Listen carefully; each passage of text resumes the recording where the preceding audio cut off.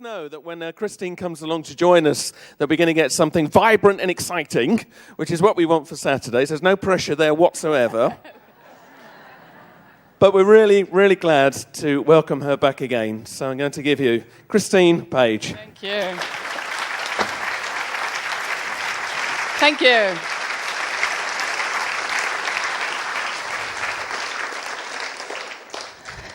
You got the pressure on me now, Andy, to perform.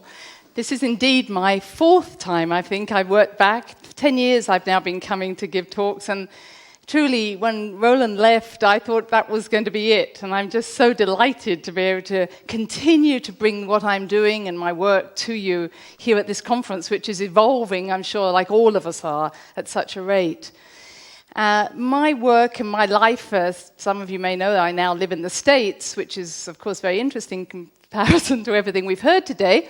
So I live in two worlds, which is really the story of my life, probably several other worlds at the same time. There was a point that when I went through into immigration for the US, they stamped my passport alien, which I felt really good about because it was the first time anybody acknowledged me. So I was kind of sad when I was given a green card. It felt that my status had been taken away from me. But here I am standing here very happily as an alien with the rest of you aliens out there. So let's just acknowledge ourselves, and we're here to do the work we're here to do. So welcome. And I would like to start not with any fluffy bunnies, but truly with a place of joyousness in your hearts.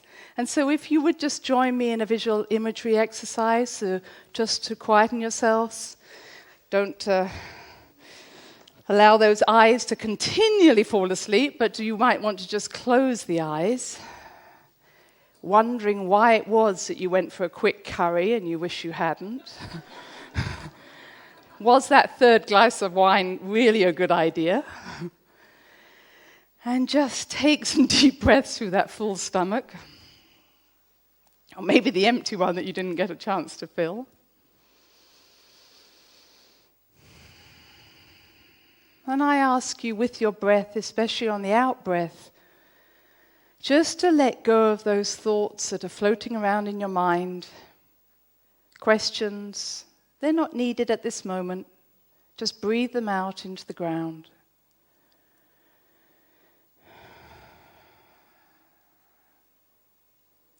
And bring your presence here. You may well hear some sounds in the room. You may hear the snoring of your partner next door. But just recognize these as clouds passing over a blue sky. Nothing to worry about. And let your breath become easy. Nowhere to go. This is where you need to be. There is only the present.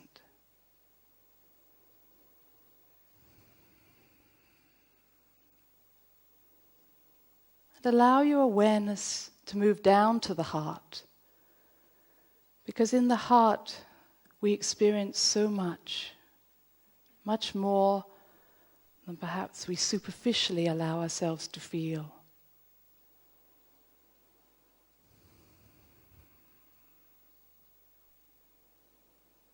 And there is one emotion that we all have, whether or not it's been for a fleeting second, or you've had many, many experiences. And that is the emotion of joy. We speak about enjoying ourselves through our heart. And I ask you from this place to remember, to recall a time of joy. You feel it first. Let the feeling tell you which memory to bring to mind. Moments of joy are usually spontaneous. You can't plan them. It may have been standing on the Tor at the sunrise, laughing with friends, being with your pet, with your lover. Feel that joy.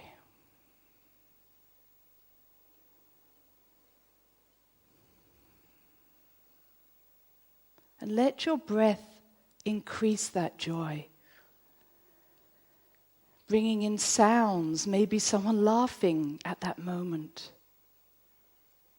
Words that brought you great comfort and joy.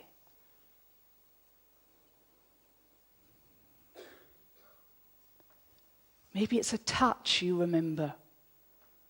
Someone reaching out to you, or holding someone that you're just laughing so much that you have to hold on. Feel that moment on your skin, in your hair, at that moment of joy.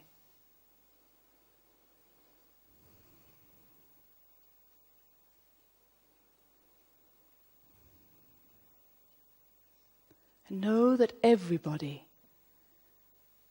at some point has felt that joy.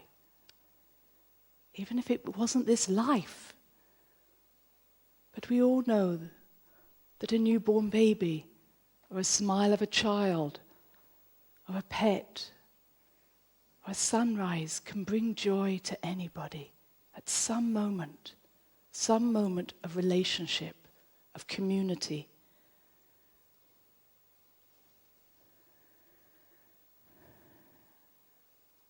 And allow your joy to spread out to those that you know in your community.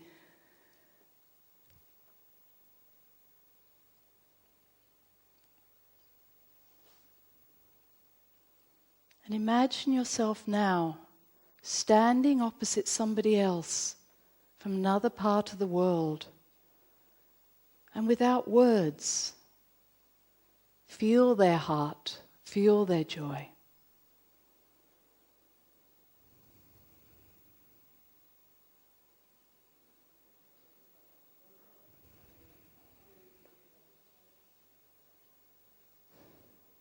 And just to imagine that if you had a flower, and that flower had petals,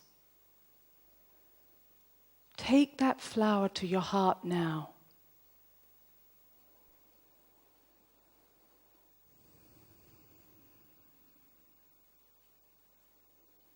And let that flower be filled with your love, with your joy.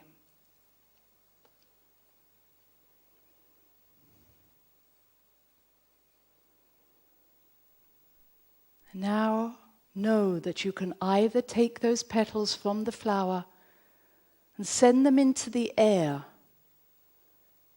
or you may see a stream of water and you send those petals into the water. Do that now.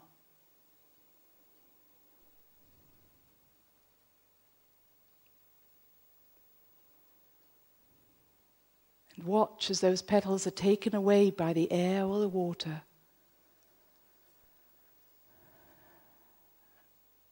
And see them move around this planet, through the seas, through the lakes, through the oceans, through the air.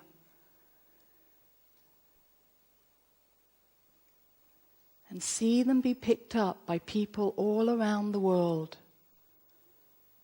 Different colors, different religions, different beliefs.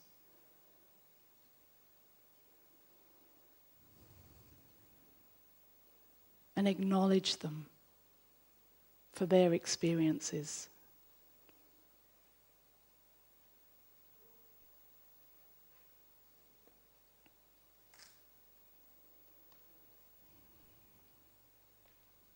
And now, just bring that moment back to your heart, repository of memories.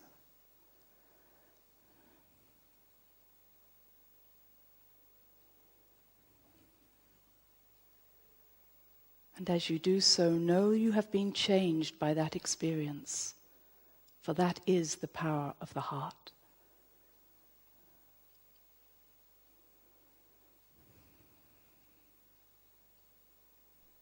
And then to gently bring your awareness back here into this room again.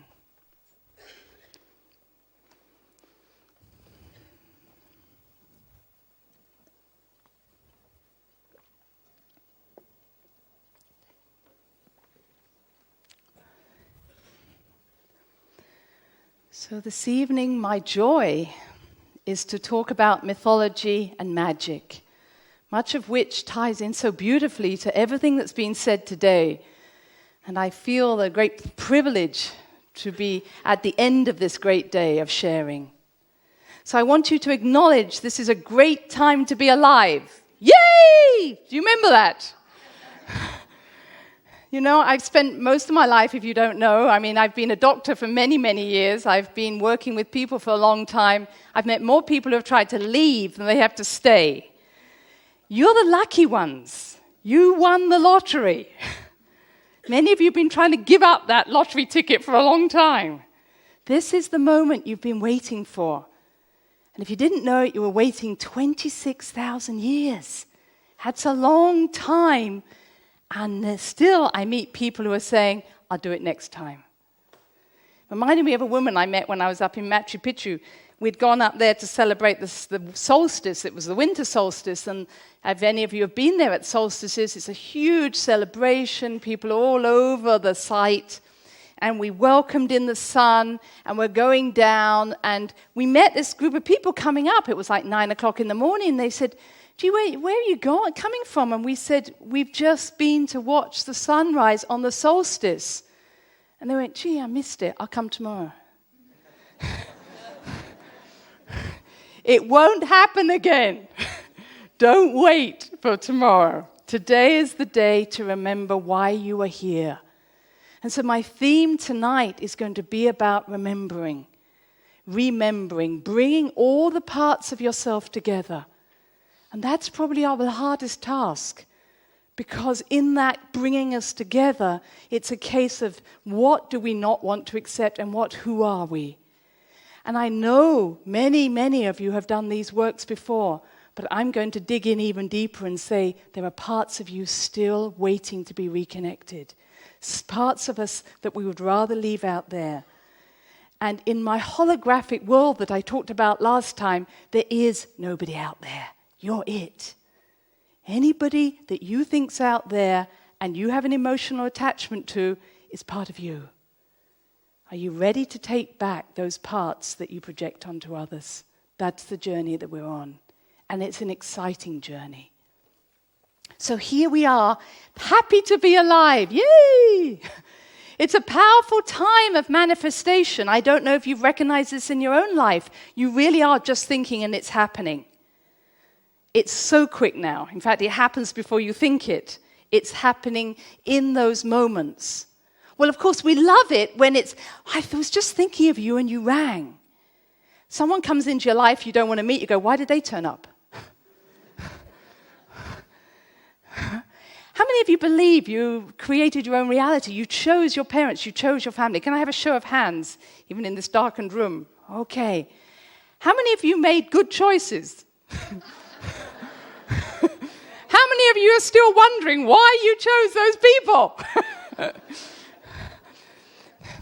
You will be absolutely amazed when you go wherever it is you go, whether or not it's hot or cold, wherever you're ending up, to see who it was that actually loved you. You are going to be so surprised. Because the people who gave you the hardest time are the people who really cared for you. And you may have heard me speak this before, I'm going to keep saying it. There is nobody you're meeting that hasn't been with you many times before. And when you were up there or down there, depending on which area you started, you all made this little decision, who's going to do what this life? Well, of course, there was this woman who said, I'm not going to play the nasty mother again. And everybody goes, but you're so good at it. We love hating you. So I want to do a different role this time. No, you're so good at it. And in your family, you all chose which roles you would take.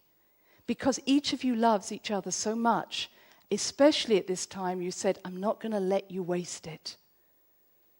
I was working with a group, my husband and I were working with a group, and this lady at the end of the workshop said, you know, there's been 3 people who have abused me, and I can't understand why they abuse me. And I looked, and my knowingness, my intuitiveness said, I saw each of these 3 people, a mother, a husband, and a brother. And I saw that each of them, the mother first of all, had come in and tried to give back the power of this girl to her and said, take back back your power. And the girl went, no way. It's easier to be a victim. And so the mother passed over the power to the son, the brother. And so the brother was aggressive towards her. And he said, take back your power. And she said, no, it's so much easier to be a victim. And so it lastly got to the first husband. And he tried to get her to take it back by being aggressive. And she said, no, because if I'm in my power, then I may have to do something. It's so much easier to be helpless than the victim. And once she saw what she was doing, her life changed. She took back her power. She threw a partner out that she had been allowing to be aggressive towards her. She changed her work. She decided she didn't want to keep care of people who were helpless, because all she was doing was projecting out there what she couldn't deal with in here. Our work is a manifestation of our own needs. When we realize where we are, we often need to change our job. I remember working with people who work with the homeless. I say, well, who's homeless? If you work with the poverty, who's in poverty? That may sound so simplistic, but I truly say you don't make any mistakes.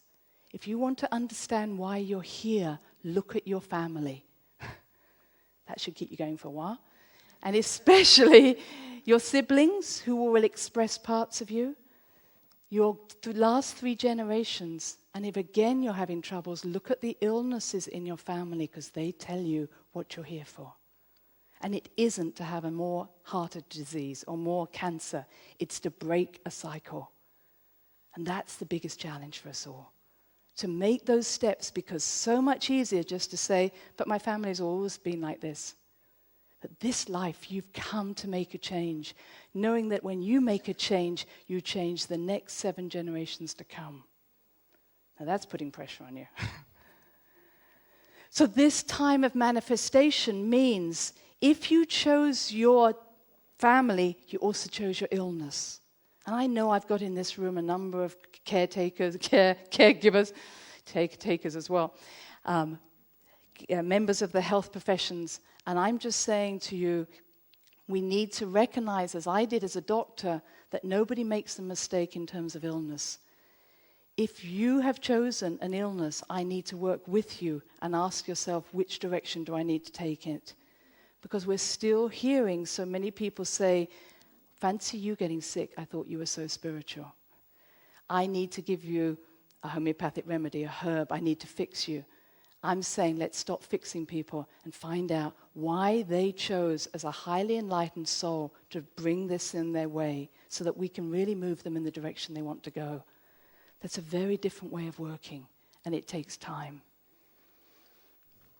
So what do we know? We've talked a lot, obviously, the whole conference about crop formations. Symbols are doorways into our remembering. The challenge is, at this moment in time, and I'm going to tell you why it's so important, we're pulling in every damn symbol out there. And I have to tell you, there's nobody up there saying, this is a good one, that's a bad one. This is a good one, that's a bad one. They're saying, you want symbols? Here's symbols. There's no discernment because literally we're open to the collective consciousness. Everything that's ever been thought or said is coming our way. Does that mean we should barricade ourselves and say, I don't want any of it? No, you need to say, now which ones are mine? I'll take that one. And I'm going to say that which you resonate with is your learning, your remembering. And that's so true. We often go to a site and you say, I don't like this crop formation, but I like that one. It doesn't matter if somebody is making them in humanoid form or an ET form or who's making them. They're symbols. And the reason I believe they're slowing down is that we now need to work with what we've been given. Not keep, as someone said, waiting for something else to happen. And those of you who have come across Bruce Lipton's work has that same potential. Bruce speaks about it's not what goes on in your DNA or your genes that make the matter, it's what's on the receptor sites, what is on your cell membrane. What is it you're calling in? And when it's met, it will stop being there anymore for you. So that at this time, we would say people are symbols. And in the hardest way, what we want to understand is that in the end of the day, we are everything. You are everything. You are everybody in this room. You are all the people that we've been speaking about today. That is the collective consciousness that you chose this life, is to know yourself fully, and in knowing yourself fully, you know God. That's a powerful message you've been calling in. And so we have all these wonderful shapes, and for some of us, we would say, this one means more than another one. It doesn't matter. The question is, what are you going to do with it? How is it affecting you? And what we need to be aware of, that at this moment in time, probably more than we are calling in phenomena. And phenomena don't have any sort of discernment, as I say, as to what they're fed. They're just coming. I see there's going to be a future of phenomena. And we're going to say, wow, that person can do that. They must be powerful. The question you've got to ask yourself is, so what? What is about them? We've given so much power to people who have phenomena-based experiences. And phenomena are happening to us all every moment of our life. And so the question you have to ask, does that help me to connect more fully to myself? So what is so special about this time? And I know we've got Jeff Stray speaking, we've got others speaking about what is this time. And I'm going to give you my concepts. In fact, they're not just mine. They are Major Jenkins' concepts. But the sun is currently aligned to the galactic center. What does this mean? That what we have come aware of is that there is what the Mayans saw as a dark rift or a black road. And this black road is a line. And as you may see, it's like a serpent going towards the center of the galaxy. And so what we're seeing is the sun, and inevitably us, because we're very close to that experience, we are heading along the black road. Now, in terms of what does that mean, as the Mayans see it in many other cultures, we are born from the Great Mother. The Great Mother is the Milky Way, where you see the stars that are around the center is her pregnant belly. And that we come out at the rift, the dark road, is her vagina. So she gave birth to us. Now we're coming back in again. We are being sucked back into the galactic center. And this is a symbol I want to work with. We are, as my dear friend Makua said, we are dissolving, not evolving. All that you're attracting at the moment are those things that will help you to clear up karma. If you want to really move forward, you say, bring it on. Anything that I've created out there, I want to finish this time. If you think you're doing something new, most of us, I would say none of us are doing anything new at the moment. We've all done it before. And as Polden said, we're meeting up with people, go, hey, I recognize you from another life. I recognize you. We're finishing off work. How many of you have felt that in your life? You've met old karmic ties. You're not you again. I always hear people say, I've met my soulmate. I'm ready for love. And then a few weeks later, they're not very nice. They're a bastard. And you think, they were bastard life and the life before. The only reason you fell in love with them, you went, it's you again. Let's do it all over again. So many of us are being attracted towards people who we are here to finish karma with. So we have to be very mindful that this may not be the mate you're going to be with for the rest of your life, but they're here to hand you something back that you gave to them. You said, will you hold on to this and I'll meet you again in 2006 or beyond and I'll take it back when I'm ready. Because many of us weren't ready before. We are. We've all been maturing to this point. And so what is this about the dark road? From John Major Jenkins is saying that there is a 36-year period where there's some debate whether or not this started around the early 1980s or around the harmonic convergence in 1987, but somewhere between the late 80s, early 80s, and somewhere beyond 2012, some say it's on 2012, this movement of the sun passes from here across this dark road. And many are now talking, as you probably know, that we will not have so-called peace on this earth until 2025. That this is a figure, if you're an astrologer, you also see these figures coming through. But we want to go back to that at a later date of what that means. So here we have the center of the galaxy. And in cultures such as the Mayans, the kings, the shaman kings, would take magic mushrooms, other hallucinogenics, and they would then travel along the dark road to the center of the galaxy. And they perceive the center of the galaxy to be what one might call the ocean of possibilities, the plenum of possibilities, the potential. And they literally dived into those waters and they took something out of it and brought that back to their people along that same dark road, and they manifested it. Now, at this moment, this is your gift. You are now the shaman kings. We don't need someone else to do it for us at this moment. That's the biggest message. Nobody else can do it like you can. Because each of us has a unique part of the jigsaw. Each of us will dive into the piece of the hologram that we relate to. You won't see something that you don't resonate with. But what's important is you go and pick the piece up that you do resonate with. Now, there would be many, and we've heard a lot about that today, who would rather you didn't have this power. They would rather you stayed dumb to the fact that you've just become king shamans overnight. And this is why the pressure is on. The nulling effect, the ability to actually try to stop your brainwaves, or let's more importantly say, get you into your heads to think that you have to go through your heads. I am going to show you that the way through is through your hearts.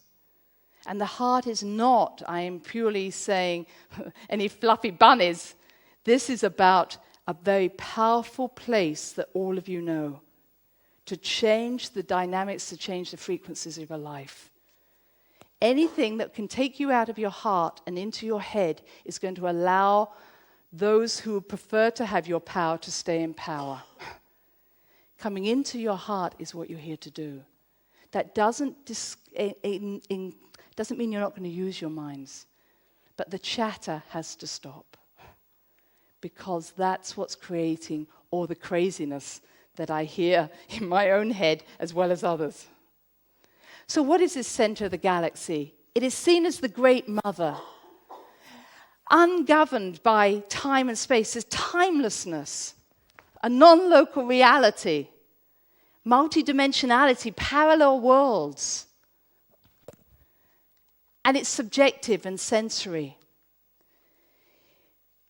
In this place that some of you, I'm sure, have visited, it is not a place where you can go out and look for something to happen. As soon as you start to focus on something, it disappears. This is a place that many people go half in your dream state. You have that experience of almost not knowing what time, what space. You wake up and you're maybe just, where was I? But it didn't matter. As soon as you focus, it's Monday, I'm here, that's what stops the dimension, stops the connection.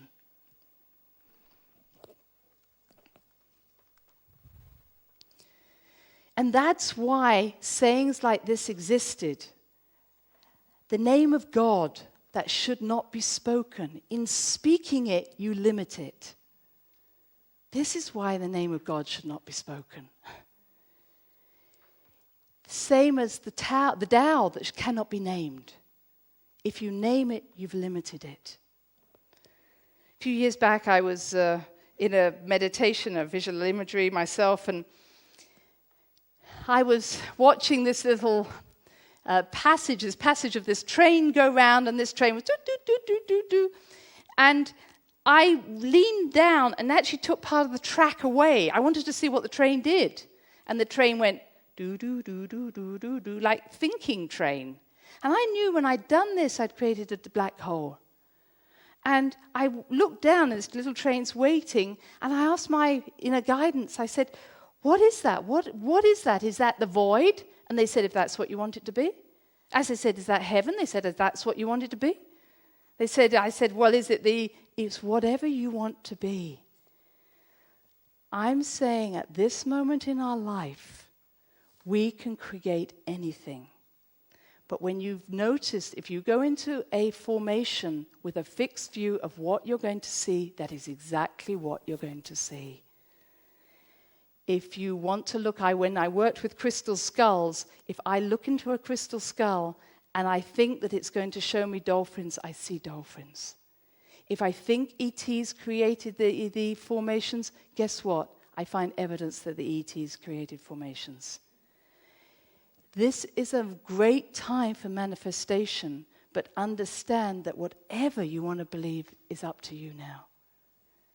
That's fun. As I said, wow, that's powerful. They said, yes, you could actually create a little better than you're doing. The old patterns are going to keep coming your way. Imagine if there was no past and future, how would you live your life? What would you do? You might walk out on this talk because you think, well, who cares? I already know. I already know what she's saying. I don't need to be here. What would you do differently in your relationships if you knew there was no past and no future? What would you do differently if you knew that your work didn't matter? That the world wasn't being saved by you, that nothing was happening? Why would you do what you were doing? I think you do it for the same reason that the birds sing and the flowers bloom, and the fact that you have times where you don't think about what you're doing, you actually just are excited and enjoy it. And that takes a big change. Because what I'm saying at this time is all your beliefs are being put in the fire. Everything you've ever believed is being put in that fire and say, do you still believe it? What if there is no evil, no bad people? What do you want to do? What do you want to do with the rest of your life? Am I living in cloud cuckoo line? That can be your perception. Because I honor what you are doing. But what I do know is that whatever you do, only you know what it is you're here for. Only you. Now you can reflect it out onto others so they can tell you what you know, which is what we call intuition. But you will only know when they're reflecting it. Have you ever had those moments when you want to know what you should do, and so you ask a number of friends, and you go, no, you've not got the right answer. No, you haven't got the right answer. You know what the right answer is. But you had to ask a group of people to be able to hear what you already knew. I remember people would say to me, God, I was so angry with what you said. What you're saying is absolute rubbish. I go, that's great, because you do know, therefore, what isn't. You know, when your mother says you shouldn't, the trouble is, when your mother says you shouldn't, you do it anyway. She's usually right. She's not the best person to work with, but with your friends, you know the one that's going to tell you the truth. And you know when the truth's being told to you. So I'm saying is, you have an answer. It's a question of whether or not you're ready to take that. And here we see, and this is David Bohm's work, the implicate order, which was that which is still in wave form, that which is yet still in the subjective form. It is when you focus your attention, which is like your fishing rod, your masculine side, when you throw your fishing line in, you then create matter or form. So in alchemical terms, the implicate order is called the one thing, the imagination. The fishing rod is called the one mind, and in that you create the form. The fact of the matter is that I've watched people have a very, very short fishing line that just go, it's like, why don't you go over there for once, or there for once? And that's the story of the elephant, of course. The elephant, where the four men are always saying, what's an elephant like? And one says, the trunk is very long. And one says it's got a really strong leg. One says, I've been sitting under this ship for a long while and wonder why life's like this. Many of us are under the tail and don't get it that we can move. Life's a bitch and then you die. Have you ever tried to move someone from underneath the tail? Just take one step. No, this is very good for my hair. look, it's shiny because of the manure. Or they'll tell you it's their karma. I think we should all play musical life, so I've got a great belief that would work. So if everybody would just move on one seat and for an hour live out someone's life. Because I could always sort out someone else's life. And that's the issue. That from your perspective, you can often see what someone else needs. From our own perspective, we stand under that tail and wonder why life is like this. In a holographic world, we have it all. We can move anywhere. All we have to do is have the courage to throw our fishing line a little further, a little deeper, or a little bit to a side. Just do things differently. And I know that in my life as a doctor, I would say to someone, why don't you go and tell your mother that you're sorry about mothers, but it is often a mother that they're having the issue there with. Why don't you tell your mother that, no, you won't come to dinner the way you've been expected to do every week? And I remember this girl who was 34 with cancer of the breast, she said, I couldn't do that, it would be easier to die. And I've heard those stories over and over again. To move 1 inch from underneath the tail of the elephant is tough. Sometimes it's easier just to put up. And what we then do is we tell ourselves a story, this is where I need to go. I'm saying, put that story in the fire. If it's true, it will still be there. If it's not, let it go. It just is something you have got so used to, you are not ready to take that next step. I'm saying this is a great time to do it. So here we are, this famous Mayan calendar. Again, I know we're going to have more words on this. Beginning of the fifth world. What does this fifth world mean? Well, from the Mayans I've been working with, they say this means that there will be a fusion of polarities, which means that dark and light will both be accepted. We are not trying to get rid of the darkness. It would be like saying, let's get rid of men or women. What we're getting to is everything is there. Everything would be accepted. It's ruled by the element of ether, the fifth element, non-local reality. It's ruled by the number 5. For many of you who know, numerologists, number 5 is the number of transformation. If you've only got 4 fingers, you really don't have the power to transform. It is your thumb that gives you the ability to make movement. It is your thumb that gives you creativity. You can do very little with the 4 fingers on their own. And it is a world of unity and harmony, not because we've got to peace. It's because when you're in a place where there is no separation between dark and light, or you or I, why would I want to fight you? Because I'm fighting myself. That is where peace will come from. When I realize you are another one of me. Why would I want to ever hurt you? And in hurting you, I always hurt myself. So would I not want to be more loving? So here at this moment, and I want to take advantage of the fact that you're with me and you're here for a little while, I would like you to do a little work together. I always just like to have a little moment to see what happens out there. I'm going to say that at this moment of time, you are the most wonderful intuitives. And you have just been sprinkled with some dust that happens to belong to the partner next to you. You don't have to know who this person is. But I'm going to ask you to turn to someone. I'm going to ask you to make a connection. For some of you, I know it's dark, so it might be trying to feel this person. Are they there? It may be you can see them. And I would like you to give them one sentence that comes to mind through your heart, not your head. If you find yourself starting to think, just go back to that joy. This is always a good time to leave because I'm putting pressure on you.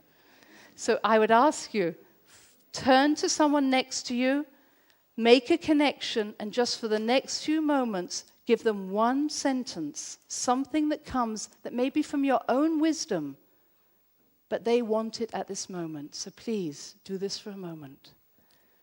Find someone next to you.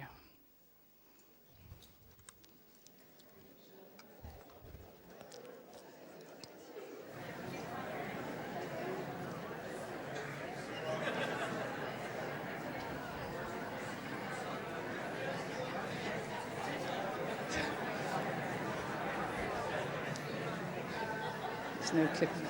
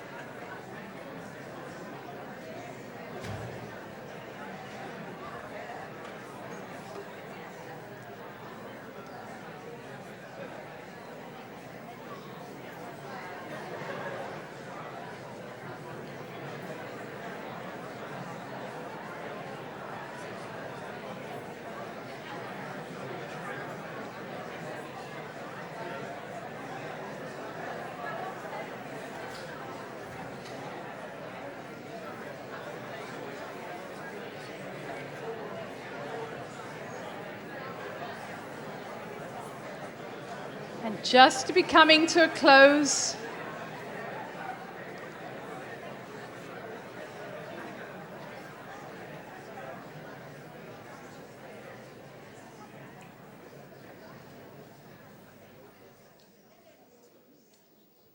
I will ask, how many of you did hear something that made sense to you, even though your partner may not have known if it made sense?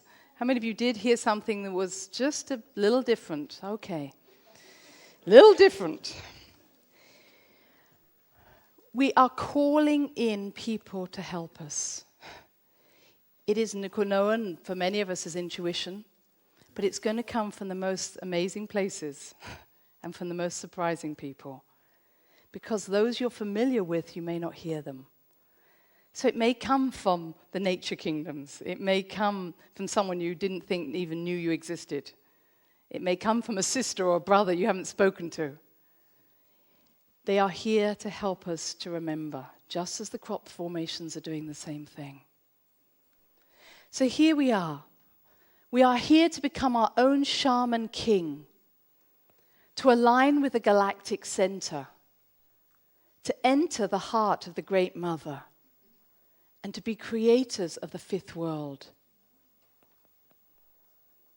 I've already asked, do you believe you're creators?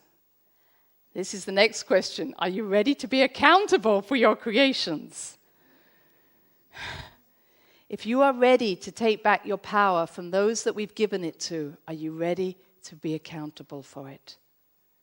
There is no reason for any leader to be powerful, even if some elections have been somewhat distorted, we still have given power. What is changing, and we all know for the Aquarian age, is we are moving from being fish who follow a leader to Aquarian self-conscious beings who say, I am. It's a very different place. It's a place where everybody, whoever they are, needs to be respected and honored for what they've here to bring. From the lowliest person, what we consider lowliest, to a leader. We will not always know why they've come into our lives. Indeed, I know, I think probably Ian said, and others have said, we will be surprised. I think Polden said this as well, and probably all of them did, was we are bringing people in who are causing us to get our act together, to get outraged. This isn't about being a pacifist. This is about saying, what are you inspired to do because of what you see? But what we are saying, or I am saying, is whatever you take to the galactic center is what you're going to create. So if you take fear to the galactic center, that's what you'll create more of. If you take anger to the galactic center, that's what you'll make more of. I wonder again how many of you have noticed that in the crop formations. When you go there believing perhaps that it's man-made, guess what? You feel it, there's no energy. No, it's man-made. I just could have told you that. If you don't feel that it's a good one, that's what you're going to feel. Anything that you're going to believe is what you're going to now create. That means your creations need to come from a place of what comes from within you to be inspired to do, not because you're trying to change anybody else's way. What a different place that would come from. You're not against someone, you're just living your truth. And that would mean that we would have to live in a very different framework, even within families. Because so many times I hear people saying, if they would just change, we'd all be happy. The fact is, I see people in a family holding, one might say, the dark light so that others can be in the light. Again, you will be amazed who the people are who say, I love you so much, I'm going to, an Americanism, kick your ass until you start moving. And you're going, God, I didn't think you loved me. Can you imagine what it feels like to be the one that's hated? Can you imagine the one? Those of you who have been parents do know that. The one that says, I hate you for doing that. And having to be strong, even though your heart is breaking because someone doesn't understand how much you love them. And my experience as a doctor was I was always the one that caused pain. I got fed up being the one that went, person went, ow, to every time I did anything. You know, there's a point where you say, how do I tell you how much I'm trying to help you, even though I'm causing you pain? And that's the level we're at, where we're starting to understand that the people perhaps who outwardly may be doing things that we do not agree with are also helping us to become who we truly are, to be respected. But we also need to ask them to be accountable for their actions. And what I would say is that no leader should be asking anybody else to do that they're not in the front doing first. And that doesn't matter who they are. So if I'm a teacher, I need to ask, am I still learning? If I'm a doctor or nurse, for goodness sake, we should be taking care of ourselves. And any doctors and nurses know how badly we do that. And most caretakers in a similar way. And if I'm a leader who's telling people to go to war, I need to go to war. I should not ask anybody to do something that I'm not prepared to be first there in. That would change our world.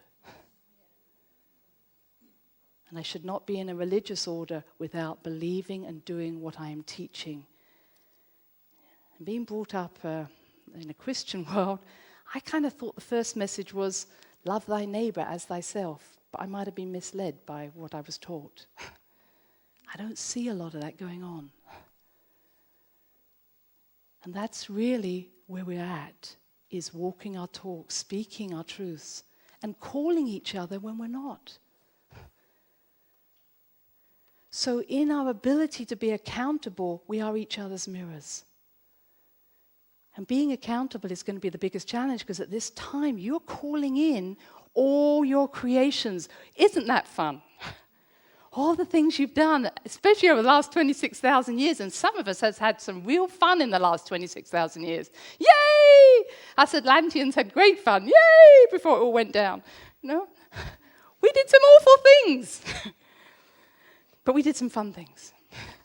I remember having a past life memory about my time as one of my lives as an Atlantean, and I was there to help people literally do what I'm now doing in a better way, remember. And I was in control of the holograms, and I had this little button I pushed, and I had everybody's chips of what they were here to do, and I would put their computer chip in, and they would be downloaded with the rays of their holographic memory. And then I thought, this is fun. I could put anything in I liked.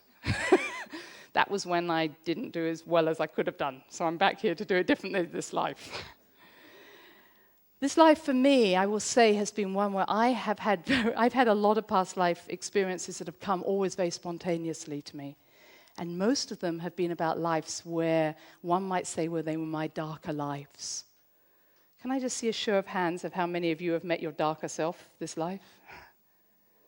How many of you have met your black magician? Okay. How many of you met your tyrant? A few of you. And how many have met your power-driven sexual lustfulness? Okay, you can own up to it. You're still working on it.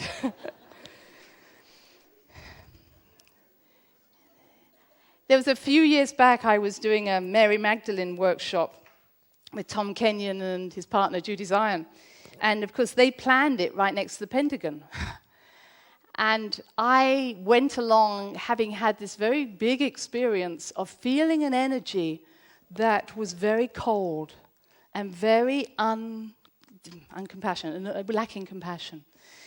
And I didn't really get a sense of what it was about, except it was sitting here in my lower chakras. And every time I tried to use my lower chakras, it just came up and stopped anything because it would have been so destructive. And it kind of made me laugh because people had said to me, you know, you really should find a partner. Well, once I met this energy, I thought there'd be no way I'd have let anything in. I'd have just destroyed them. This energy was so powerfully cold, it didn't care about anybody.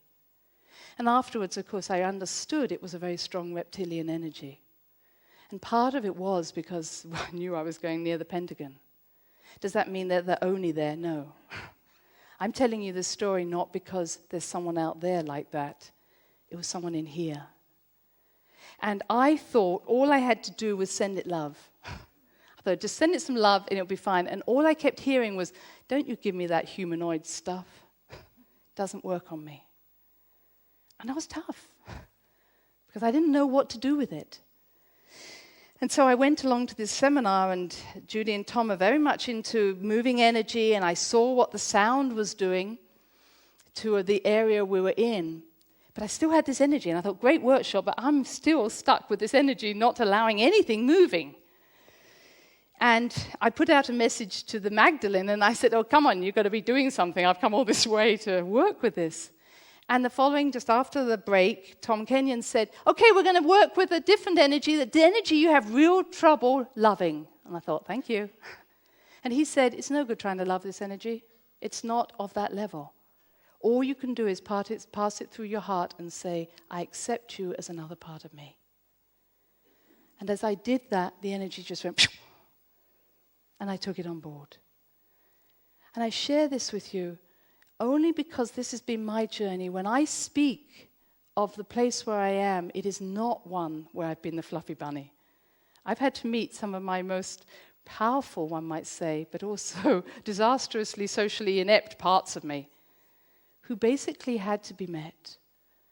And in the world in which I inhabit, I don't care who you are. When people say you wouldn't like this part of me, I know it's already in me. Why wouldn't I love it? And I'm saying I don't judge anybody for what's in them because it's already here. But I do say is when we don't own it, when we're not accountable for it, we start to project it out onto the world. Those of you who have ever lived around someone who's passive-aggressive, and they say, I'm so calm. Why does everybody else get angry around me? And you feel them spraying the world like a cat or an animal that's spraying its world. You know that that aggression is going to come back to them. I'm speaking on these dark subjects not because I have any concern around that. I'm saying is when you own it, you will change this world. People go to Africa and people, they say to me, wow, how are we going to change Africa? I say, go to Africa and take back what's yours. If you see poverty, find that poverty inside yourself. If you see starvation, find that. Because whatever you see is what you will take. And what we need to do around the sacred sites, and I'm sure most of you know this, is be as the child. Be just present with what is at that moment. Because that's the energy that is going to really start to create in a different way. We're not talking about only being unified. We are saying that everything is as it needs to be. So we are the ones we've been waiting for. Time to remember. There isn't anybody else coming, as we heard. And so just coming back, what do we know about this this galaxy, we now know it's a black hole. And any of you who have studied black holes know that the principle is at the back of a black hole is a wormhole which goes to a white hole. My understanding now is not only does the center of the galaxy have a black hole, it actually also has a white hole. The problem is you won't appear at the same level that you went out. But I won't go down that path anymore. These wormholes, we are really just starting to understand what they mean. It's entered through the heart of the Great Mother. So here's that wonderful place, the heart of the Great Mother, this center of the galaxy. And I want to just shift gears here because once I started to realize that this center of the galaxy was the heart, my mind went back to what do I know about the heart? And I learned, and as many of you may have read some of these stories, but it has a force field 50 times greater than that of our brainwaves. So we have an electromagnetic field that we walk around, the most active part of it being 3 foot away. So when you meet someone, you don't meet them in your head, you meet them in their heart. That's why you feel good. That's why we'll often hug someone and bring them into our heart when they're hurting. We have that force field. The field radiates out that 15 feet. And each cell is independent. If you take a cell, and some of you may have done this even in your classes, you take a cell, a cardiac cell, a heart cell, and you just place it aside, it will keep beating on its own, even though it is not connected to any nervous system or hormone system. What makes the heart cell just continue to beat? And my understanding of that is it's not connected to just our body, it's connected to everything. It has an inherent connection, which I'm going to explain. And what was the beautiful part of this was that when you take a cell that is dying and you put it next to a cell that is fine, and you bring those two cells together, there will be a time when the healthy cell will entrain the unhealthy cell to return to normality. That's the power of a heart cell. Literally, one cell in a test tube can make another cell return to its normality. And what is even more important is that when you take two ill cells and you bring them together, they both return to normal beating. That's the power of love. I think that's miraculous. That two cells can help each other to come back into harmony. It reminds me, of course, of when two or more are gathered together, there will I be. This is the power of love. And so once I started to do this work, I also started to look at something that I was studying for a book that I'm writing at this moment, which is about the Virgin, the Vestal Virgin. And I thought, when I was going to write about the goddess, I thought, easy peasy, just write the Virgin, get onto the crone. Well, I had no clue about this damn Virgin. I had her up on some mountain, willowy character, no sex, no happiness, but, she's doing this loving thing. Well, all of a sudden she's this power ball, she's this fiery goddess who, of course, is also complete unto herself. That's the meaning of the word, the Virgin, to be complete unto yourself. Well, once I got this feeling about her being complete, I thought, well, how did she get complete sitting on a mountain? Well, I realized that you can't understand the Virgin except when you understand the cycle of the Virgin Mother Crone. The Virgin is complete because she's also the crone. She also understands that whole cycle. And so what she holds for all of us is the blueprint of who we are. She is your still small voice, your intuition, the part that just taps you on the shoulder and says, what are you doing? Sometimes she goes, what are you doing? But often she's just a still small voice that goes, what are you doing? And you see, because she's complete, she doesn't have to hide. She doesn't wear masks. She doesn't have armor. Even though we saw characters like Athena, those of you who know the stories, armor herself, that was only during the Roman Greek times. The true Virgin doesn't have a fear. And because she doesn't have a fear, she doesn't hide. Can you imagine a virgin in a corporate world? Men or women. You imagine you walk in and you go, I have nothing to hide. It's going to change the world. And because you have nothing to hide, you see somebody else. You're a mirror to them. And you go, I can see what you're up to. That freaks the person out who has managed to hide so well behind their masks. When you're in New Zealand and you go to these maraes, the maraes were built, as many of you may know, as a body of a person. The roof of the marae are the ribs. The doorway is the heart and the mouth, and the windows, the eyes. When you enter into a marae, you put down your weapons. Can you imagine what a meeting would be like in either the corporate or the political world when you say, no weapons allowed in here, and please take over your armor? That should be the start of every meeting we have, including anything to do with maybe my profession, where I can't hide behind my white coat, my stethoscope, that I too need to say, I'm willing to be seen, because I have nothing to hide. That will change things. But you see, it threatened so many that therefore it was much easier to say this is the whore. This is the one we need to stick on some mountain and say she's just not okay. And we made her, for women, unattainable. I mean, here's the person who had a baby without having sex. And all we had to do was follow her. Well, that already women all failed on that part. There was nothing about her not having sex. In fact, she had great sex because she was the means by which men and women, in terms of her own development, and also the men that had sex with her, they could achieve their own completeness. So let me say this without the sexual side. Any of us who have reached that place of completeness give other people permission to do the same. When you meet someone who is not manipulating you, playing power games, trying to steal from you, not wearing armor, you are given permission to be in your completeness. And I'd say any of us in any relationship, we say, please lay down our armor. Let's be honest about what we're up to. So this is the Vestal virgins. And what I saw when I was doing the studies, I kept getting that she's the guardian of the hearth. And I'm going, what damn hearth? I saw the word hearth was heart, guardian of the heart.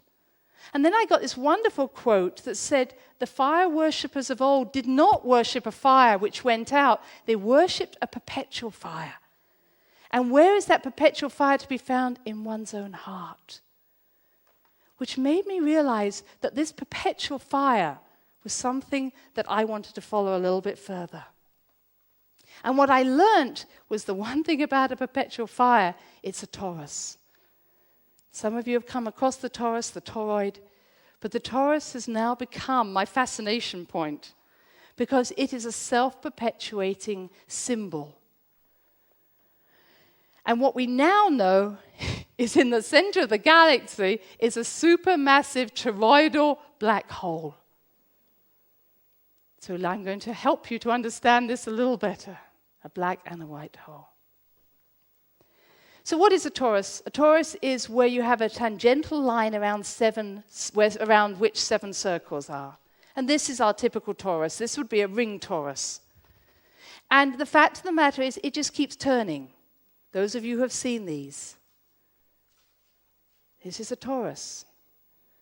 Now, one of the issues around a torus, that if you try and follow a line, you actually want to believe that everything goes in at the top and comes out the bottom, but it doesn't. Things go in and out the top and in and out the bottom. They go out as far as they come in, and you cannot follow it. When I see the torus, it tells me one thing: up is no better than down. In is no better than out. This is a symbol of unity. This says everything is fine. And as I will go on to explain, I believe this is about relationships. How our relationships will be. Makes you go dizzy after a while, but there we go. And there we go. One nice little Taurus this year. 19th of July. I was delighted to see that.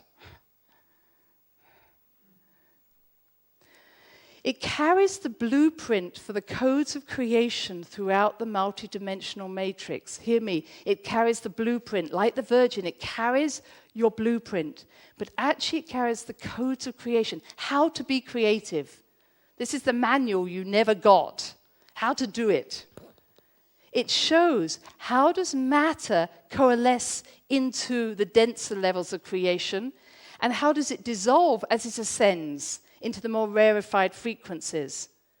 In other words, as below, so above, as above, so below. Ian spoke about alchemy. Please know this is the right quote from the Emerald Tablet, not the one that is so commonly spoken, as above, so below. It is as below, so above, as above, so below. No distinction. It is saying we are cyclical, not linear. The idea that our development goes down from maybe from our base chakra up to our crown and we're there, is the paradigm that we're trying to be sold. The truth is, there is no up and there is no down, and it's circular. And remembering that this chakra here, the base chakra, is not, I don't think we number them in this country, this isn't the first chakra. If we number chakras as number 1, what happens to my legs? Because I have legs. The only reason number 1 would be here, or this would be my first chakra, would be if I sat on the floor all the time. There is a huge chakra, as many of you know, underneath your feet, if not more. To allow that one in, we need to acknowledge that the chakra under our feet is the great goddess that's calling us home. And it's through her that the transformation will happen.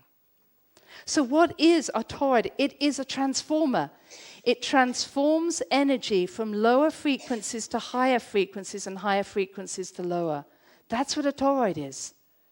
And that makes so much sense to me when I look at perhaps the understanding I had about ETs and UFOs. I used to, being an alien, I always wondered why we had to have spaceships with lights on them. I thought, why would you need lights? You've traveled across the universe, but now you've got flashing lights. And so I asked somebody recently, why do we have to travel around in spaceships? Mainly because my own people had always said, why do you need a spaceship? But I just thought, okay, let's ask. And immediately when I asked the question, I got the answer. The spaceships are they are portals for the transformation of energy from higher frequencies down. That is all the spaceship's about. It's not about travel. It's about a toroidal system when you download energy. And that when you're leaving a lower frequency, you need what we call a spaceship to be able to raise the frequencies again. And when you do get that change of frequency, you get a blast of light, which is the reason you get it, is that change of frequency. That light is set off as those frequencies change. I hope that makes sense to you. All we're doing with spaceships is the ability to move energies. Because for those who live in other dimensions, they don't need a means of traveling within a vehicle. Perhaps some that are of a frequency that's more aligned to us, they may need that. Truly, most who are working with us do not need a spaceship for the means of traveling. And it reminded me that as a psychic and as a medium, I remember a story where this young medium had been a protege of an older medium who passed over. And the guide that used to work with the older medium came to work with the younger one. But the guide changed his name and his energy to work with this younger medium.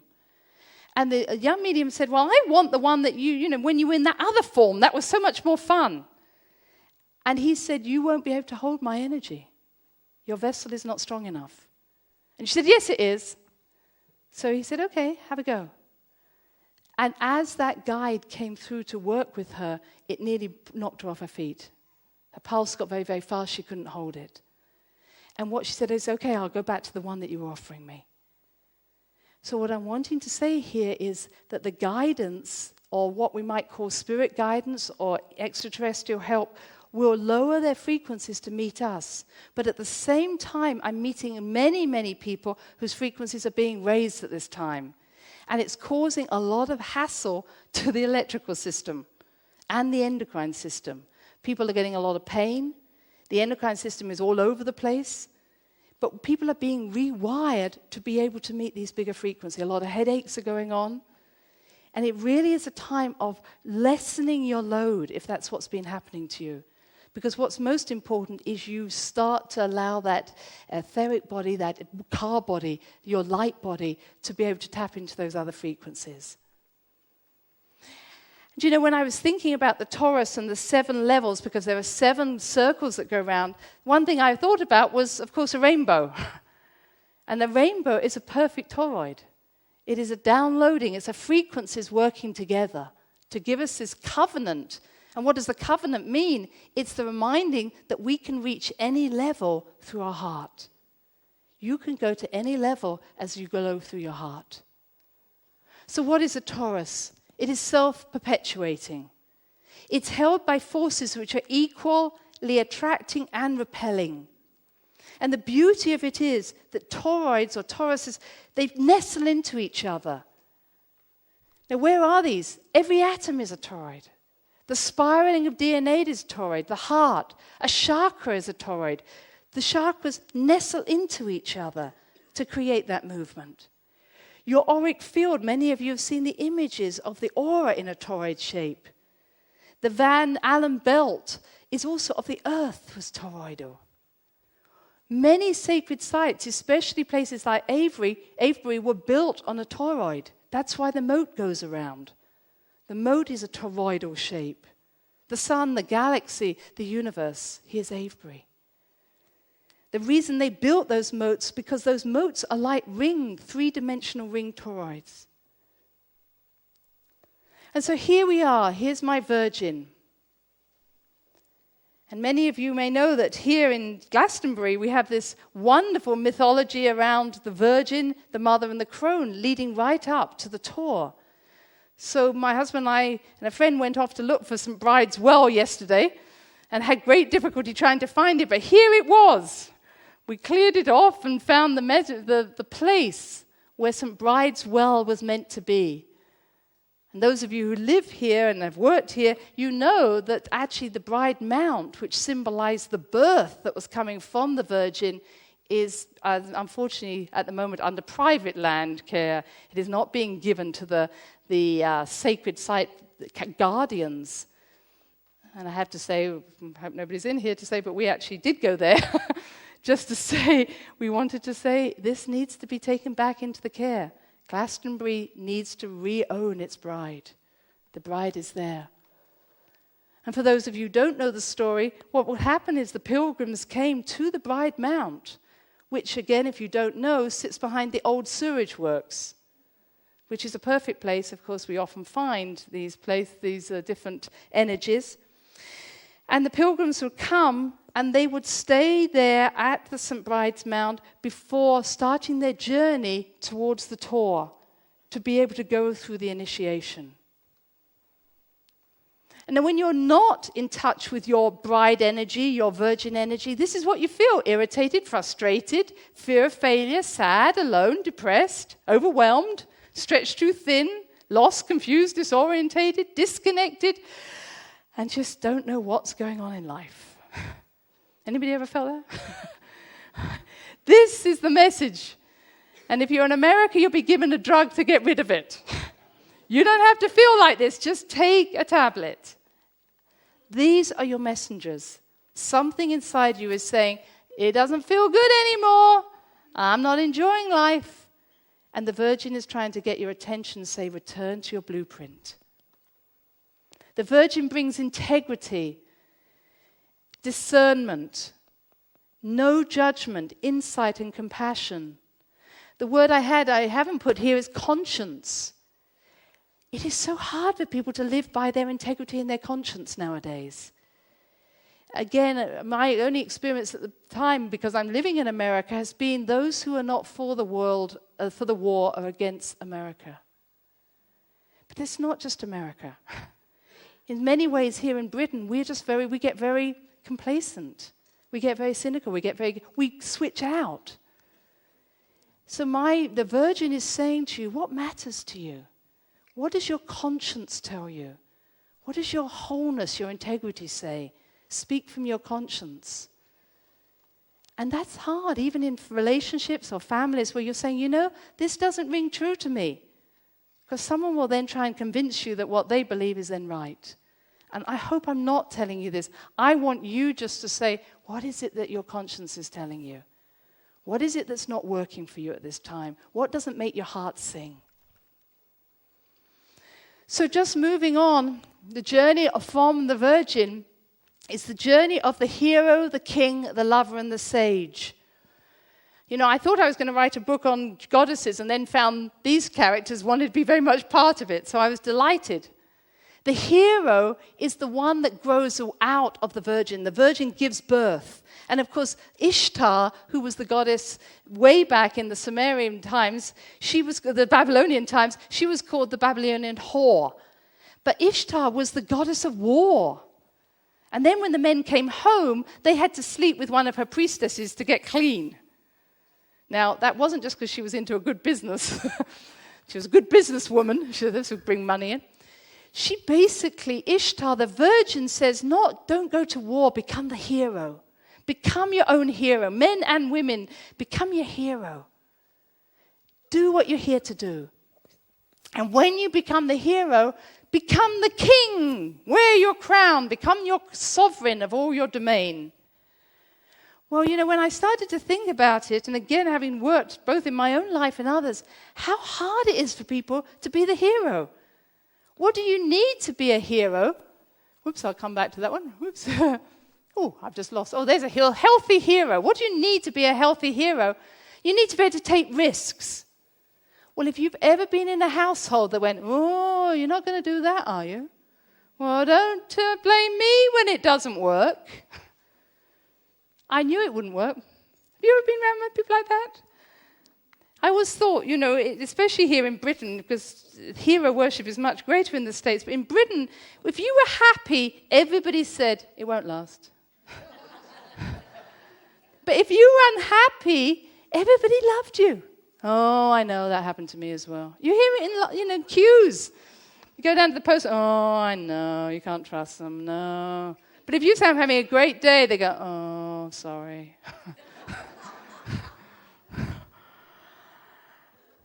To take a risk as a hero is to actually say, I'm not in your box anymore.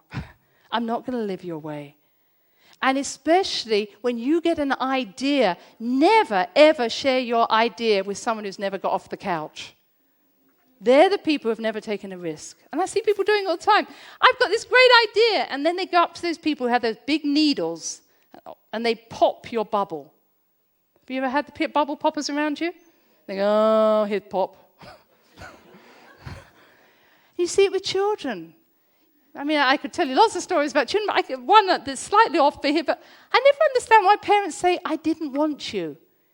What help is that to any child to be told, we didn't want you? In fact, we wanted a girl. I can't even understand what mentality, what state you must be in to have to tell a child you weren't wanted. And beyond that, the fear that this child may be happy when you're not, and to put them down to the level that I have seen over thousands and thousands of people I've worked with. When I said, who encouraged you? Who came to hear you play your musical instrument? Who listened to you? And who was the one that actually had spent time listening and could celebrate your joy? God, I've seen it around the world. You know, when I've come off a stage and said, wow, I enjoyed that. I said, are you over it yet? Because we're off to do something else. How hard it is for people to celebrate. There is a thing in America, again, those of you who are American know this, or those who haven't been there won't know it. If you say, I went up this hill, I went up the Tor, and it was the most brilliant sunrise. Well, which side did you go up the Tor? Oh, I went up that way. Oh, you should have gone up the other way. It would be much better.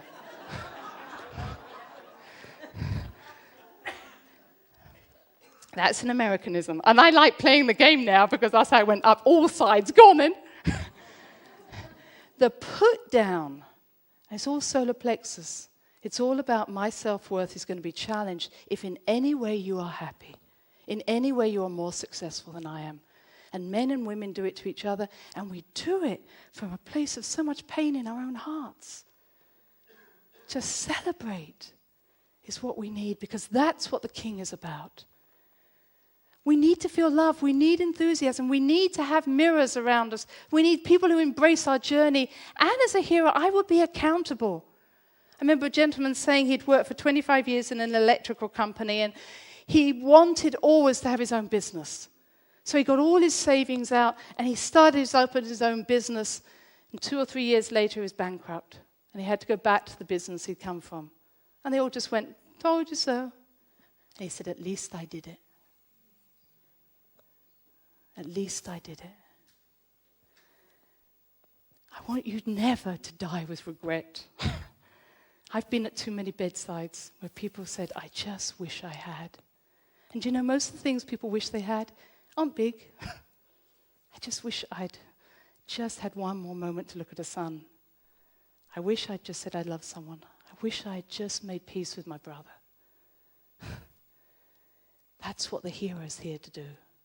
It's to live out the journey they chose this life. And in this particular time, it's to live out all the journeys. This is the time to do those things that you keep putting off to after, to tomorrow. And a king then wears his crown with humility, and celebrates. I've given up gratitude, by the way. I was that kid who was always asked to write my thank you letters before I got the presents. You know, have you written your thank you letter? You're trying to play with the gift, but I'm now writing my thank you letters. I want anybody who's like me who really says thank you, thank you, thank you, because really what I'm saying is I don't deserve. If you're anything like me, stop it. Just celebrate. Celebrate what you have, because I know that every time I celebrate a beautiful flower, a friendship, I actually give them much more than when I say thank you. Because they filled with the joy that I have. And the joyfulness is what the king has. And why do I say humility?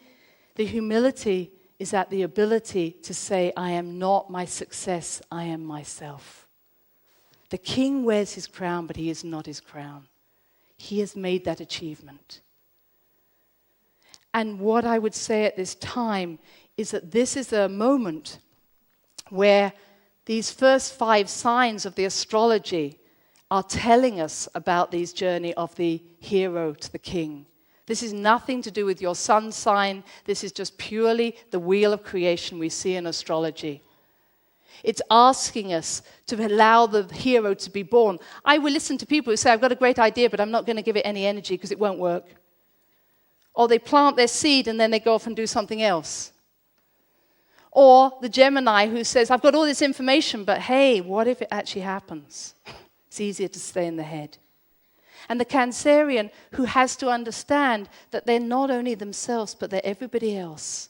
That the parts of them they find difficult in other people are parts of them that they're needing to bring to fruition. And the king who wears his crown with pride, the Leo.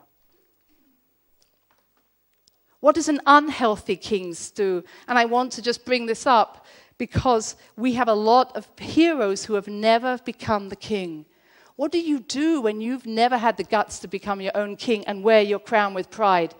You put everybody else down. You defend yourself. You attack others. You judge others. You find a way of bullying others. You're skeptical. You're cynicism. It won't work. You separate from your creations. And you patronize and you pity other people. And again, in my profession as a healer, there's a lot of patronization.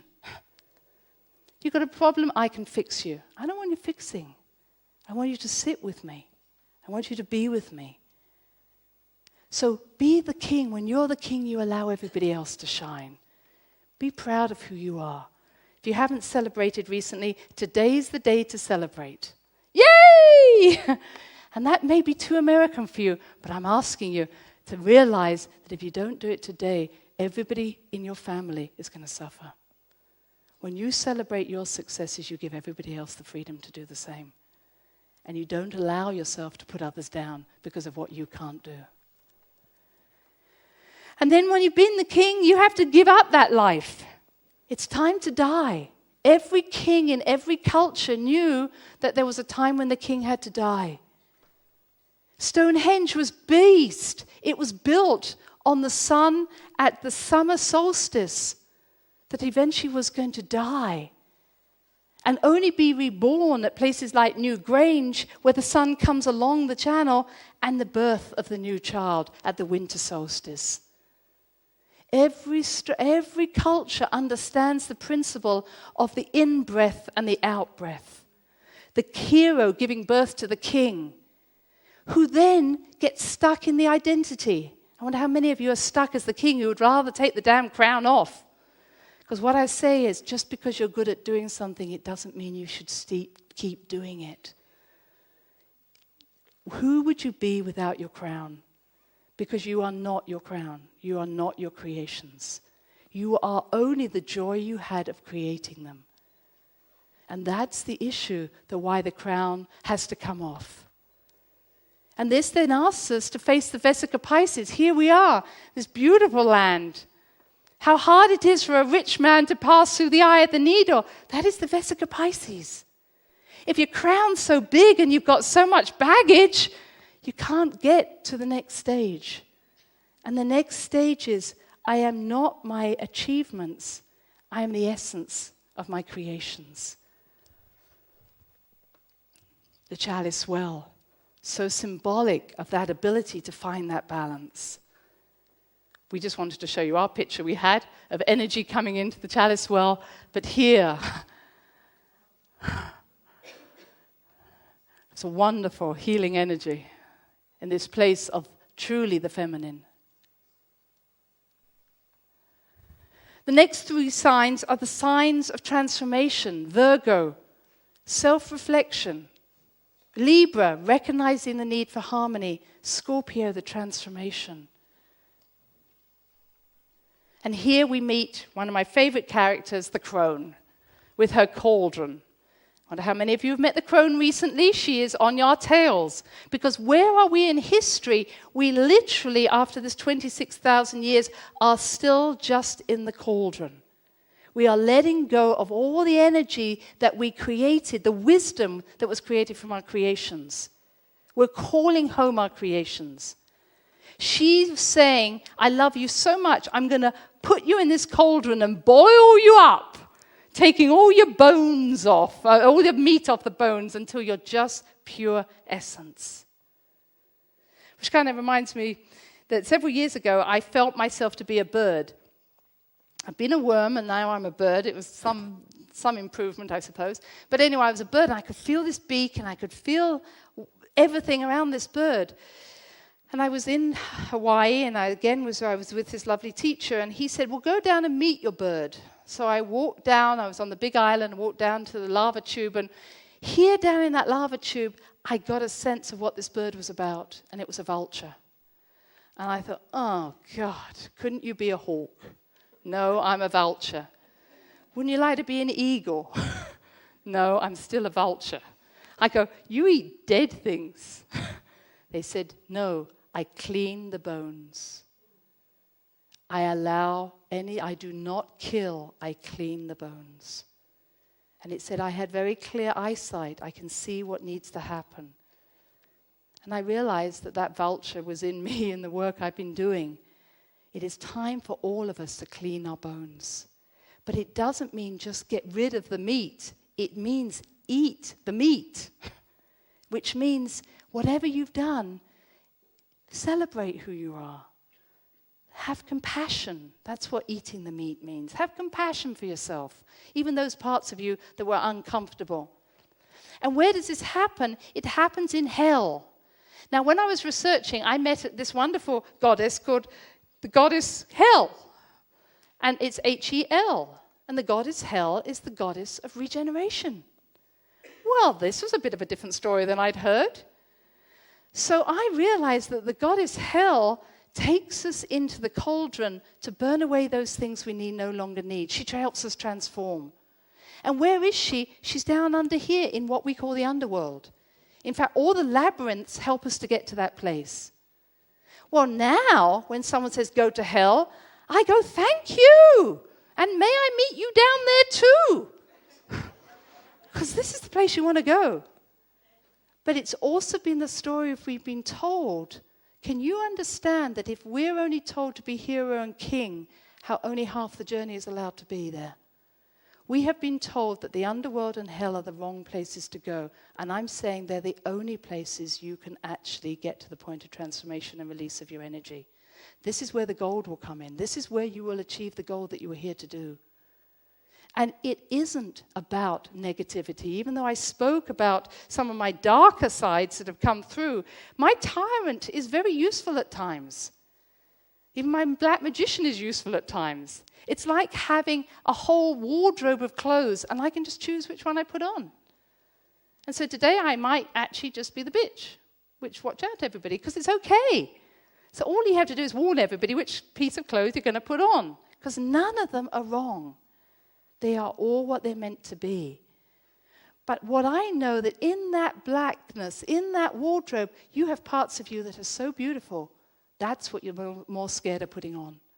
The parts of you that glow, the parts of you that are so loving and loved. That's the harder ones we have to put on, because most of us know our darkness more than we know our light. They're the parts that we hide from and that will come to being in the cauldron. And the last two, or the next two, are Sagittarius, which then says it is a sign of knowing. And the knowing that we get from having been in the cauldron is not the knowing of intellect, it's the knowing of, I know who I am. And the next sign being Capricorn, that says, I can be anything I want to be. I can flow between those dimensions. I am the yin and the yang. I am neither one nor the other.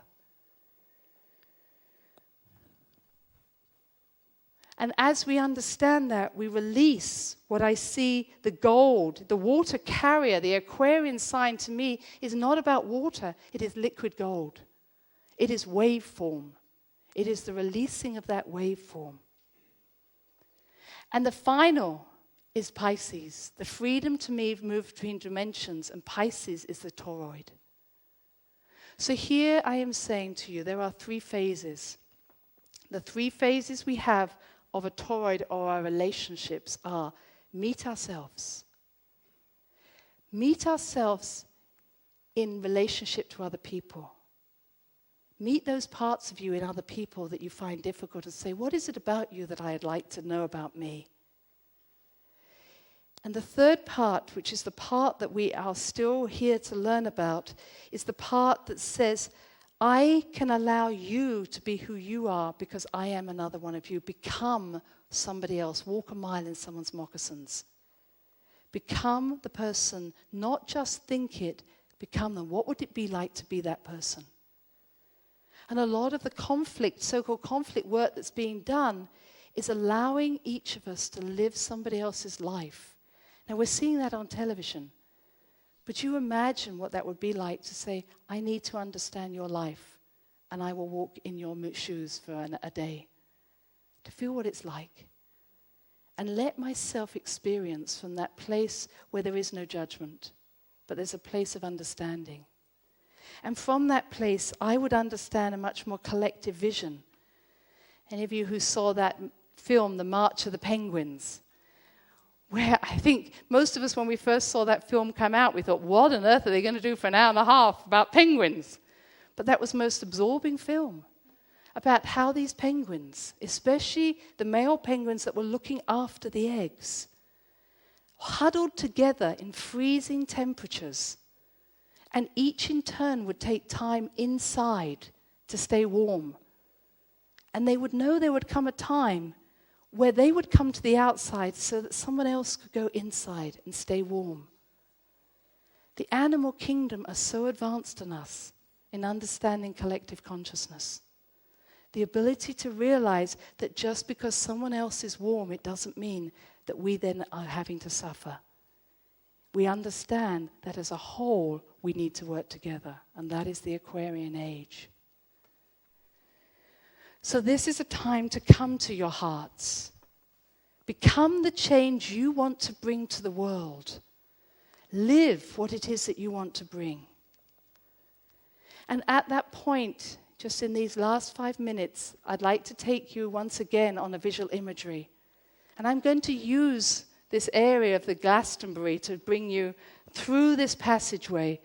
So just to shake yourselves a little bit so that you're, in case you've just dozing there. We're just on the last 5 minutes.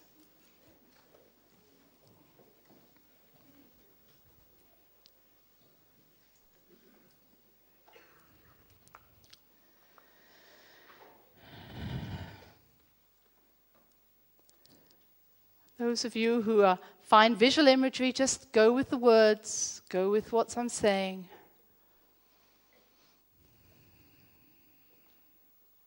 But see yourself on a bank of a river.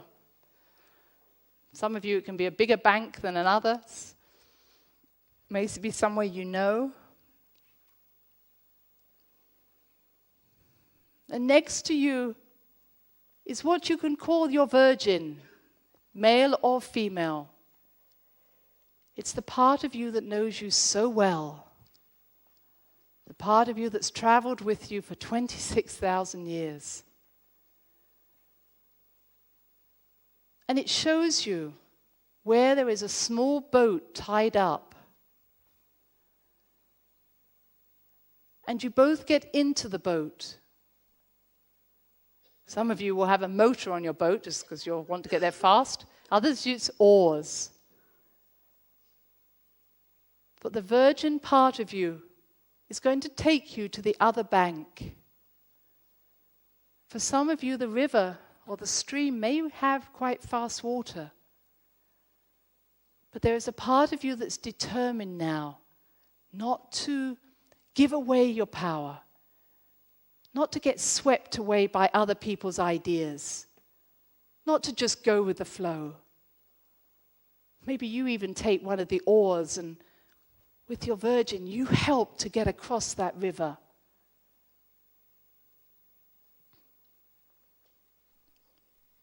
And when you do get to the other side,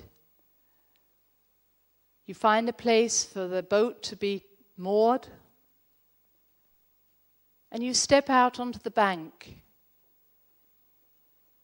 And you know that you've left a part of you behind that you no longer need. You probably didn't know it when you got into the boat. But in your decision to cross this river, things have already changed. And as you walk on, you come to a place with an arch. For those of you who know the Vesica Pisces, it's an arch like the Vesica Pisces, the eye of the needle. When you look around, maybe you are carrying bags and luggage. Maybe you've got a crown that's so big, you know you won't get through this Vesica Pisces. So I ask you to lay down anything that you no longer need. Not necessarily even people or things, but beliefs, fears, shames. Just lay them down. Take off your crown, take off your armor.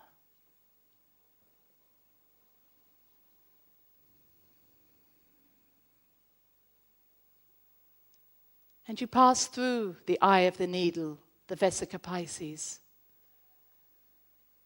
And you see ahead of you a climb. And it's the climb to the Tor. Even if you've never done it, you've seen it as you drove in or came into Glastonbury. And as you climb the Tor, you realize there are still more things that you need to let go of to help you climb that mountain, climb that hill.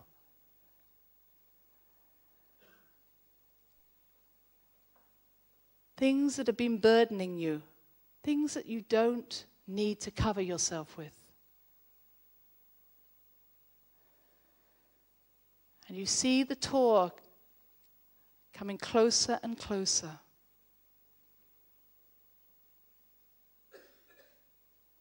And as you climb, and as you come to the top, you enter under the tower,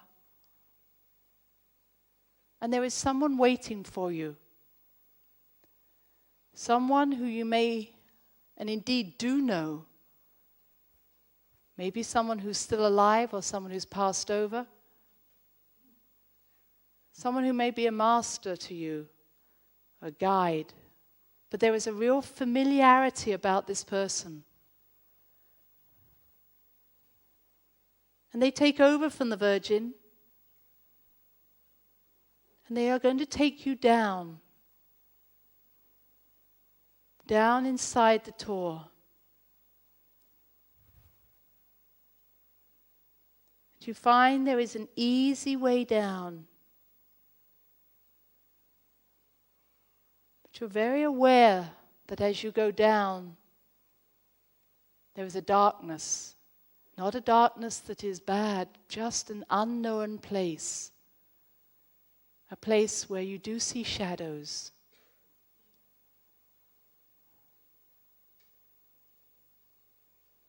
And as you descend and reach the bottom, you realize you're in a place of the unknown, a place where you may consider chaos.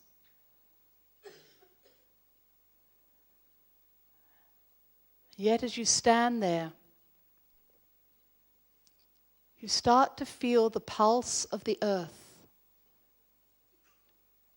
coming up through your feet.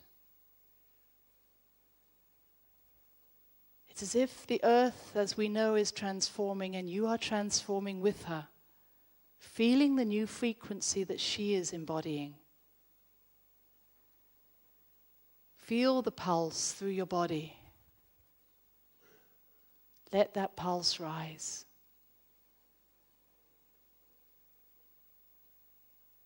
And as you do, you start to see a light being given off, a glow. And realize that glow is coming from you. You are starting to glow as you reconnect to a knowingness inside yourself.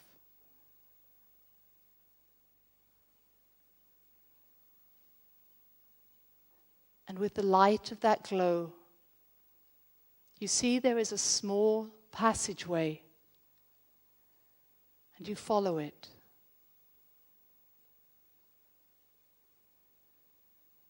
And you come to a huge cavern where there are many, many different types of stone and crystal in them.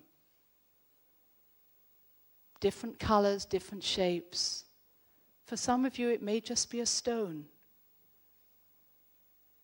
But you left this stone there. It is yours. Whatever it looks like, pick up the stone that has a memory in it for you.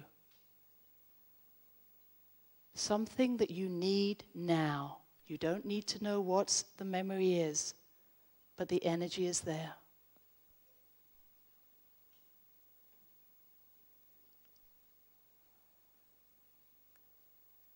And place that stone or crystal on some part of your body that it resonates with. Maybe a part that is in pain, or it may just be a part that you know needs to go to be connected to this crystal or stone.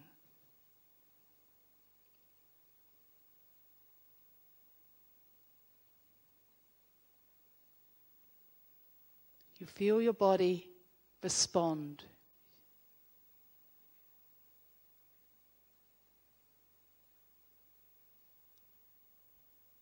And now it's time to leave that crystal cave and return to the surface with the being who's been walking with you. You find yourself at the Tor, the top of the Tor. And you are ready to do the work you came to do here. In the remembrance of who you are. The essence of your being.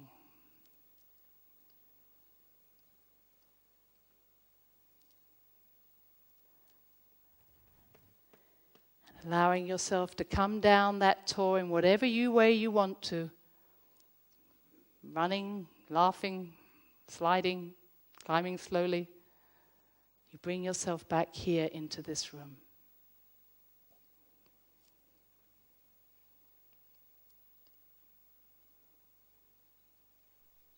And once you're back, you open your eyes.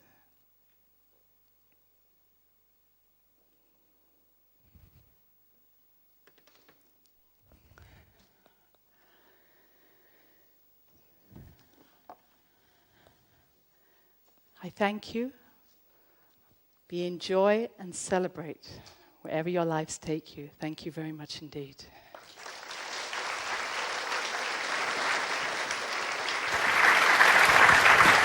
Thank you, Christine Page. Absolutely. Thank you very much. Wonderful stuff.